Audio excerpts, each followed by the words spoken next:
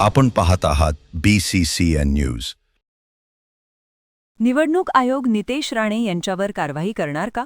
Advocate जयश्रीताई शेळके.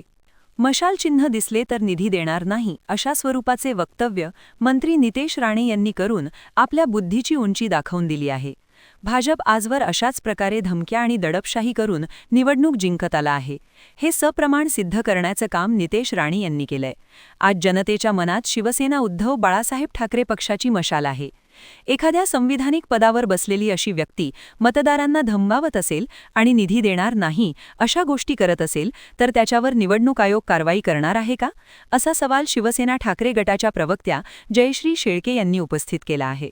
मशाल चिन्ह दिसलं तर निधी देणार नाही अशा प्रकारचं वक्तव्य करून मंत्री नितेश राणे यांनी त्यांच्या बुद्धीची उंची दाखवून दिलेली आहे. भारतीय जनता पक्ष हा आजवर अशाच प्रकारे पैशाच्या जोरावर धमक्या, दडपशाही आणि दंडेलशाही करून निवडणुका जिंकत आलाय. हे सप्रमाण सिद्ध करण्याचं काम मंत्री नितेश राणे यांच्या वक्तव्याने केलंय. आज लोकांच्या मनामध्ये शिवसेना उद्धव बाळासाहेब ठाकरे हा पक्ष आहे. लोकांच्या मनामध्ये मशाल आहे, ती तुम्ही पुसून टाकू शकत नाही. तुम्ही धमक्या देऊ शकता आणि जर एखाद्या संविधानिक पदावर असणारे व्यक्ती अशा प्रकारे मतदारांना धमकावत असेल, निधी देणार नाही अशा गोष्टी करत असेल तर त्याच्यावर निवडणूक आयोग कारवाई करणार आहे का?